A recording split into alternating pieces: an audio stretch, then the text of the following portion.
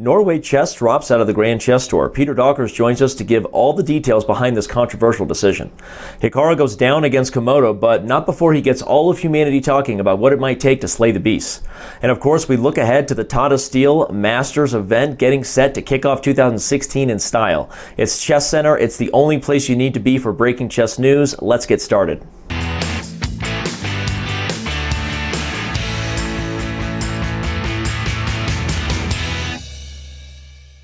Well, Sean, our surprise of the week comes to us as the Norway Super Final and the organizational team behind it pulls the plug on the 2016 Grand Chess Tour, disappointing many fans of the tour. But how surprised are you regarding their decision to pull out? I never saw this coming.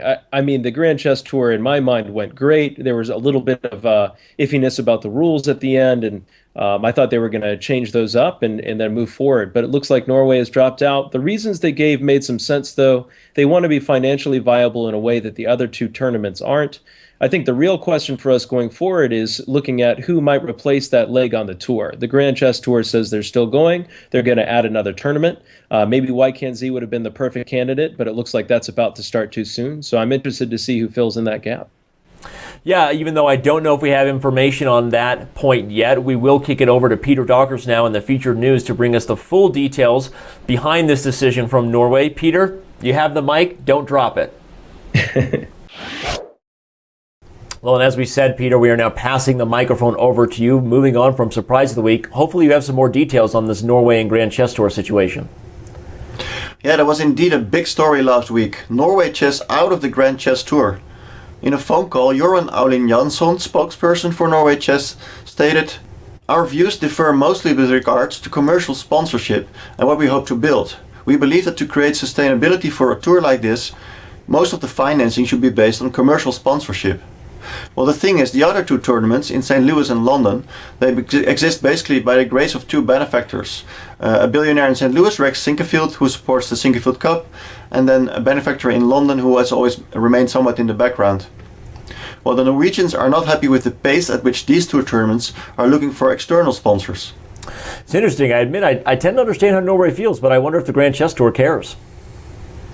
Yeah, and in a comment to Chess.com, Malcolm Payne, the tournament director for London, stated, "I don't view it as a serious setback. We're confident that we can continue on a similar basis." And this message was later sort of confirmed by an official press release by the Grand Chess Tour, in which it was stated that there will be a tour this year and there will be a third tournament, yet to be announced. Well, I admit I can't really wait for the third tournament to be announced. Who knows where it will be in the world and how it will help the Grand Chess Tour move forward. What else you got, Peter? Yes, well, there are two more topics I'd like to discuss this week. First, the Keres Memorial, a strong rapper tournament held in an otherwise very quiet chess week. Held in Tallinn, Estonia, the tournament was of course dedicated to Paul Keres, the great Estonian grandmaster who passed away in 1975, but was born exactly 100 years ago on 7th of January. The tournament was surprisingly won by Igor Kovalenko, although the Ukrainian-born Latvian grandmaster is a bit of a rapid specialist, they say. Well, congratulations to the young Ukrainian. Now, I understand we've just had some sad news, breaking news, just come across our desk this morning. What is that? Yeah, we have to end this featured news section this week on a very sad note. A day after the news that David Bowie passed away, the chess world encountered a shock as well. Grandmaster Ivan Bukavshin apparently suffered from a stroke and also died, only at the age of 20 years old. He was a very talented player. For example, last month he won the Russian Cup. So it's just terrible news. Boris Gelfand commented to Chess.com, Very sad. "I am in total shock. He was just 20. I just played with Ivan in the Nutcracker tournament. After our classical game we went to dinner together and he made a very good impression. Talented, ambitious, with a classical attitude, very creative in openings. I was sure he'll get to 2700 in forthcoming years. A very friendly young man. Very deep condolences for his family and friends. It is hard to accept this loss and focus on saying more." Well said by Boris Gelfand. Very sad news, and we thank you for being there right as things break and letting us know the details. All right, Danny, see you next week. Thank you, Peter. Welcoming Grandmaster Robert Hess. Of course, we are now reviewing the move and blunder of the week. Now, Robert, both the move and blunder come to us from the Keres Memorial, and I got to say, I don't know which move deserves more praise. If it's the first move that David Howell plays in this position or the second move. But I'm going to let you take the wheel and walk everybody through what he saw when he started off this brilliant combination with the move knight to f6 check. Danny, he just saw checkmate to the end here with knight f6 check. Black is forced to capture on f6 with g takes f6. And here David Howell saw that if your bishop takes f6, there are a lot of holes around the black king. Black is forced to remove the knight from e5 over to g6. And after queen h5, well, queen h6 followed by queen g7 is leading to checkmate. So black was forced to try the move e5. And here's the wham, bam, kablam, rook c6, Danny. Ouch.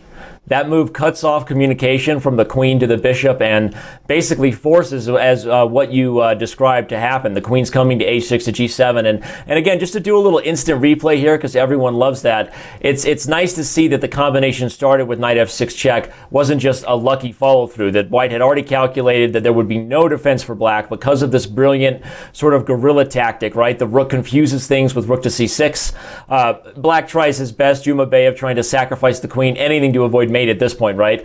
But still, David Howell comes forward, wins the queen, and with it goes on to win the game pretty quickly here. As you can see, the mating attack ensued, and eventually Jumabayev resigned. So everyone sit tight. We will be back in just a moment with the greatness from Blunder of the Week. Both sides playing interesting chess. And Robert, I'll see you in just a few segments, buddy. Our social experiment was successful this week, Sean. We held Man versus Machine, Hikaru Nakamura versus the Dragon, Komodo. Fans were following it all over the world, and even fellow Super GMs along with Hikaru. We had this tweet from Anish Giri who said, funky match of at GM Hikaru versus one of the strongest chess engines with odds for humankind. Rooting against the Skynet, but no optimism. Obviously making the Terminator reference there, and I'm of course just waiting for the day that Google becomes self-aware. What was your favorite part of the match, and what do you think is most interesting about Anish Giri's tweet here? Well, I think Anish Giri points out the quiet desperation of the end of human days and the upcoming apocalypse of AI, and this is not looking good for Team Humanity. So it was painful to watch. I had a lot of hope for Nakamura. He'd had some really good matches against computers before, and you can check out Sam Copeland's article about that. But so I had high hopes, and those were dashed on the cruel rocks of defeat by Komodo. Well, I actually saw a little bit of what we expected. I think Hikaru had his chances in the exchange odds version when he had the rook on b8. He came close, wasn't able to deliver, and everyone felt the inevitable in the final game as Komodo just slowly outplayed the world number 5. So interesting thoughts from Anish Giri, and we'd like to hear more interesting thoughts from our community. On this note, because the matches were so popular, the poll this week is asking you, who would you like to see next? Of course, we know you're going to want to root for guys like Magnus Carlsen and Anish Giri, but let us know others. Use the forum and give us an opinion of people you would like to see take the Man versus Machine challenge in our weekly poll, and look for more matches like this on Chess.com in the year 2016. As we welcome in FIDE Master Mike Klein, of course, we shift over to the other news portion of Chesscenter. Now, Mike, before we dive into the events and all the storylines, we got to ask, what's that stuff on your face? That's the burning question. Danny, I've decided not to shave until somebody goes 9-0 at one of our Title Tuesdays. It's never happened. Although last month, Dmitry Andrikin came very close. In the early event, he won his first date and quickly won Grandmaster Lenderman's queen in the first 20 moves. But not only could he not finish off the win, Lenderman came all the way back with his rook and minor piece to turn the table. So Andrikin still won the event at 8-1, but no $500 Fisher bonus prize for him. In the late event, Andrikin got a slow start, ended up tying for second with Nakamura and Vachier-Lagrave, but beating all of them was the Azeri Grandmaster Nijat Abasov with 7.5 out of 9. So a really nice effort by him to beat 3 world-class players. Yeah, and really nice to just see so many young GMs competing in these tournaments that we hold every first Tuesday of every month. Now, speaking of young GMs, I understand the Pan American Championships just came to a close. Webster University, the heavy favorite. Of course, everyone knows that is home for Susan Polgar's Spice program. They were not able to defend their title. Now, what storylines do you have for us from that event?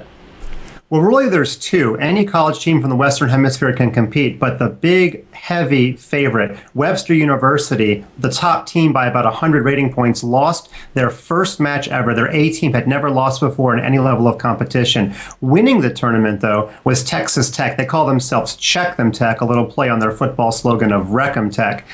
Their team is only 3 years removed from basically vanishing. When Susan Polgar moved the team from Texas Tech to Webster, the top 10 players left Texas Tech. So a great rebuilding job there by Coach Grandmaster Alex Onishuk, and congratulations to those 4 players. They will move on to the Final Four of college chess. Yeah, I think you highlight the most interesting storyline well. It'll be fun to see if there's a rivalry that builds between Susan Polgar's new school and her former program.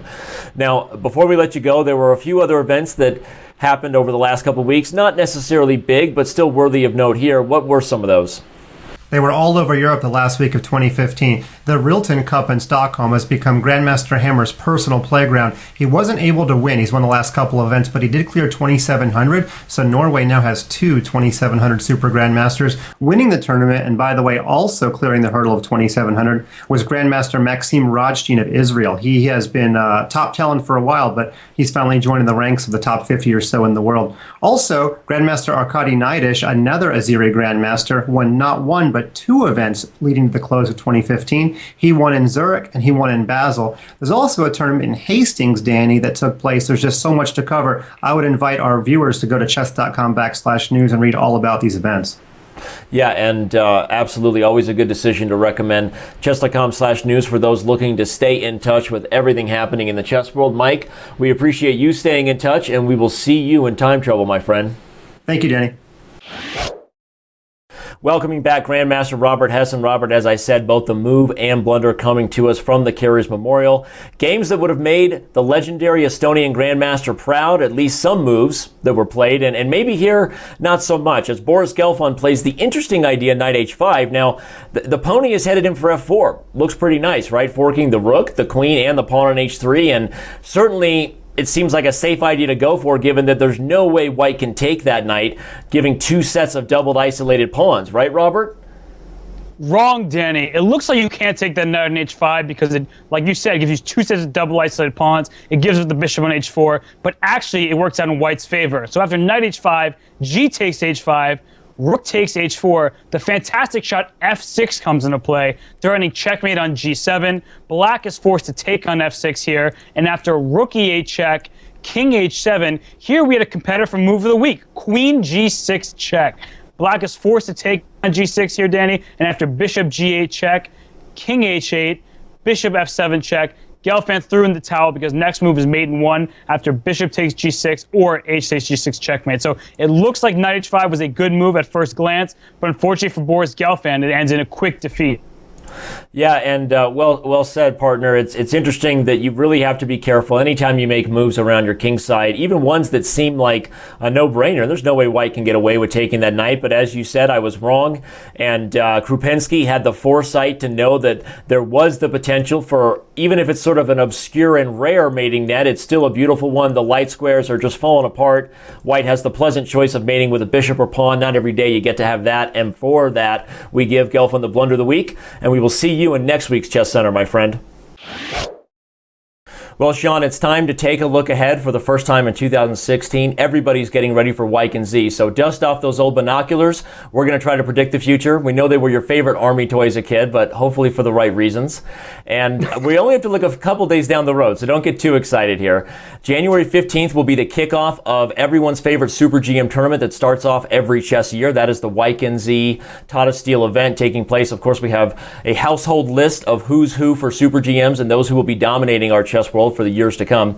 Magnus Carlsen, Fabiano Caruana, Wesley So, Dingley Wren, the list goes on, but the only question that matters is who does Sean McCoy have winning this event? Well, in this 108 years young tournament, I expect to see Magnus Carlsen pulling off some young talent wins. You know, he's just been on a hot streak lately. I also look to see Fabiano Caruana come out with a strong performance. I think it's kind of his turn to get a good card in this tournament. Yeah, and you know, I think regardless of who wins it, it's nice to see the big spread between top and low GMs. Do you like that part of the tournament, Sean? Oh, I love it. It's 200 points from Magnus Carlsen at 28.44 all the way down to Luke Van Whaley at 26.40. And when you have disparities like that, you see exciting games, you see exciting upsets, and you see crushing victories. And I think that's the kind of chess, a very dynamic chess that people love to see. Yeah, everyone loves a good train wreck, right, as long as it's on the chessboard. And let's move down the list here into the B group, because I think the challengers section on the topic of having exciting chess games never fails to deliver either. This year we have a similar sort of format as the organizers have always been known to throwing together. An older list, maybe not over the hill, but some super GMs who are a little bit past their prime, guys like Nisipianu, Dreyev. You have Safarli, Bhaskaran. These guys are there to take on a group of young up-and-comers as well, guys like Benjamin Bach and Sam Sevion. And I'm going to actually take Bach to win this event, defend his home turf. I see him building off of his super strong performance, something that got overshadowed when Carlsen won the London Chess Classic, Sean, was that Bach went 8 out of 9 against a field of other GMs as well. That's a studly performance, and I look for Bach to continue to build on that and become one of the stronger grandmasters from the Netherlands this year. Yeah, absolutely. I'm going to throw my chips in for Sam Sevian. I think he's going to make a statement for American chess going forward. I think American chess is stronger than ever, and this is going to be that moment, a breakout moment for him. You're just a homer. You know that? You're just a big homer, but we love that about you. Everyone who's wondering, where can I watch this exciting event? It will not be on Chess.com TV, even though our team is on site. Peter Dockers, Leonard Oots providing the technical coverage. You have to go to the official website, TataSteelChess.com. We encourage everyone to do so. Make sure you watch all of these exciting games, as Sean said, and we will look forward to covering the event in next week's Chess Center. Welcoming back FIDE Master Mike Klein. It's been a couple weeks since you were on the fast and furious end we now have to Chess Center. Mike, are you ready for this final segment? Bang the gong, Danny. Let's do it. Gawain Jones recently flew down south to New Zealand. The English Grandmaster wins the Open, but is it really worth it to fly that way across the world to an event dubbed by Nigel Short as the Jet Lag Open? I don't care how far the Englishman had to travel. If you win the event, yes, of course it's worth it. Now, while down there, Nigel Short said that his recent comments on women in chess did not advance the debate. Do you agree? Well, whether it's advancing the debate or not, I can say it's probably not doing Nigel any favors as far as how women view him in chess. Moving on to another slightly controversial issue, do you think it's fair for engine operators to adjust the settings of, let's say, Komodo versus Hikaru Nakamura mid-match? I don't. It feels a lot like 2 against 1 to me for a human to be exercising some leeway there. The U.S. Championship conflicts exactly with Norway chess this year. Do you think it's going to be a problem for the American top 3 to decide? Well, Caruana, So, and Nakamura will have to make a big decision, and I think it's an unfortunate case of the world's leading elite chess events, once again, not cooperating on schedules. David Bowie was recently photographed playing chess with French actress Catherine Deneuve. Now, do you really believe that David Bowie plays chess that well? Well, he wrote half the songs of the 20th century and did some acting, so if he's not a chess player, he sure was acting one. Danny, this is our first Chess Center of 2016. Let's have you make one bold prediction for this year. All right, I'll do it as long as you do one next. I'm going to say that we will have an American, not sure which one it will be, playing against Carlsen in November on American soil for the World Championship. That'd be exciting. I'm going to go with Magnus Carlsen accepting our standing invite to play in a death match before the year's out. Well, if he watches Chess Center, then he certainly can't pretend to not know that we have the open invite waiting for him. I'm not sure which event would have the fans more excited, but I am sure that Chess Center's come to a close. Mike, thank you for joining Time Trouble, and we'll see you again next week. Thanks, Danny.